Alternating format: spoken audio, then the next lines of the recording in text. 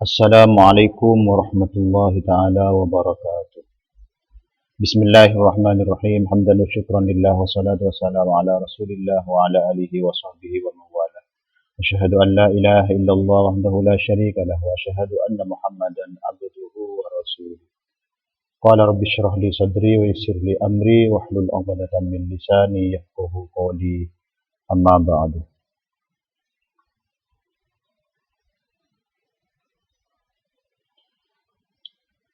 Yang kami hormati serta ta'zimi Bapak Dr. Arfan Muammar MPD selaku dosen pengampu mata kuliah Sejarah Sosial Pendidikan Islam. Teman-teman mahasiswa-mahasiswi yang dimuliakan Allah.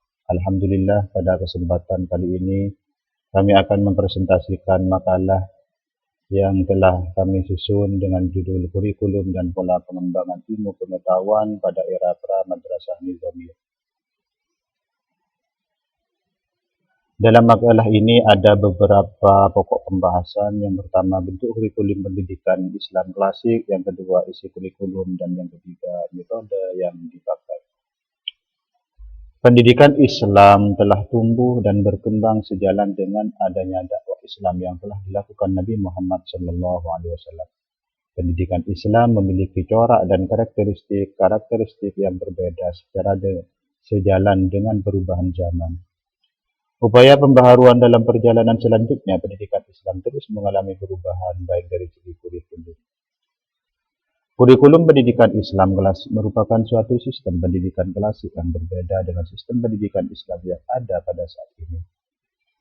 Kalau ditinjau dari aspek tujuan, guru, murid, kurikulum, metode, fasilitas, dan sarana prasarana, jelas terlihat perbedaannya. Sudah banyak terjadi perkembangan dalam dunia pendidikan Islam. Istilah pendidikan Islam klasik dalam tulisan ini adalah suatu proses kegiatan belajar mengajar yang dilakukan individu, kelompok tertentu atau pemerintah, lembaga pemerintah, formal atau non-formal dalam periode tertentu pada masa pertumbuhan dan perkembangan Islam. Kegiatan itu dilakukan di rumah-rumah, majelis, masjid, atau halakoh dengan jenjang pendidikan dasar menengah sampai tingkat tinggi.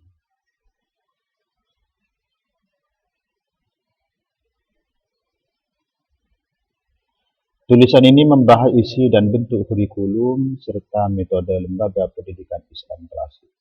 Bentuk kurikulum pendidikan Islam klasik. Yang dimaksud dengan kurikulum adalah sejumlah mata pelajaran yang harus ditempuh atau dipelajari oleh siswa dalam suatu periode tertentu. Dalam arti yang lebih luas, kurikulum sebenarnya bukan hanya sekadar rencana pelajaran, tapi semua yang secara nyata terjadi dalam proses pendidikan di sekolah. Hanon Asroha memberikan penjelasan tentang kurikulum madrasah dengan konsep awal klasifikasi ilmu pengetahuan yang diajarkan di madrasah. Untuk memahami kurikulum madrasah secara lebih luas, menurutnya perlu memahami perkembangan ilmu pengetahuan dan memiliki perhatian yang sangat tinggi terhadap pemikiran yang rasionalis dan filosofis. Pada hakikatnya, kurikulum pendidikan Islam klasik berbeda-beda menurut wilayah masing-masing. Tidak ada pembakuan kurikulum yang dilakukan oleh negara. Perbedaan kurikulum antara tempat yang satu dengan tempat lainnya bukan didasarkan daerahnya, akan tetapi perbedaan tersebut didasarkan kepada guru yang memberikannya. Di Mesir misalnya, kurikulum dititik beratkan kepada fikih, sedangkan di Madinah lebih menitik beratkan kepada kajian hadis. Meskipun perbedaan kurikulum berbeda dengan tempat yang satu dengan yang lainnya, akan tetapi disepakati bahwa kitab suci Al-Quran dijadikan sebagai sumber pokok ilmu-ilmu agama dan umum. Pada awalnya, kurikulum yang diajarkan berkisar pada belajar membaca Al-Quran, menulis, keimanan, ibadah, akhlak, dasar-dasar ekonomi dan politik yang semuanya bersumber kepada Al-Quran. Pendidikan pada masa Rasulullah Shallallahu Alaihi Wasallam dapat dibedakan menjadi dua periode. Yang pertama periode Makkah dan yang kedua periode Madinah. Pada periode pertama, yakni sejak Nabi Muhammad Shallallahu Alaihi Wasallam diutus sebagai Rasul hingga hijrah ke Madinah, kurang lebih sejak tahun 611 sampai 622 Masehi, atau selama 12 tahun 5 bulan 21 hari.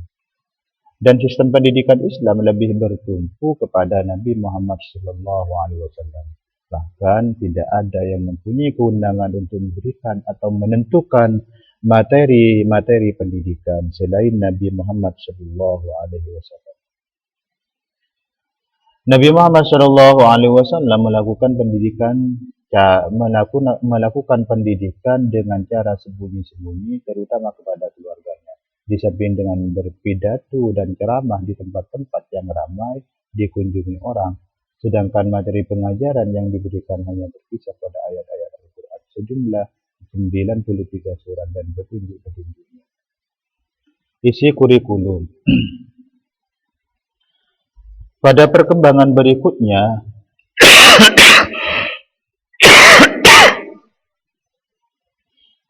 kurikulum pendidikan Islam merujuk kepada Al-Quran dan hadis. Secara umum, materi yang diajarkan adalah ilmu nakliyah dan akliyah. Maka kurikulum pendidikan Islam klasik cukup variatif berdasarkan jenjang pendidikannya. Berikut perkembangan kurikulum menurut jenjangnya. Yang pertama, kurikulum tingkat rendah. Kurikulum tingkat rendah meliputi Al-Quran dan agama, membaca, menulis, syair, dan sebagian prinsip-prinsip pokok agama, dan ditambah juga dengan nahwu, cerita, dan drama. Untuk putra-putri raja dan penguasa ditegaskan pentingnya pelajaran khitabah, pidato, ilmu sejarah, cerita perang, cara-cara pergaulan di samping ilmu-ilmu pokok seperti Al-Quran, syair, dan fikih.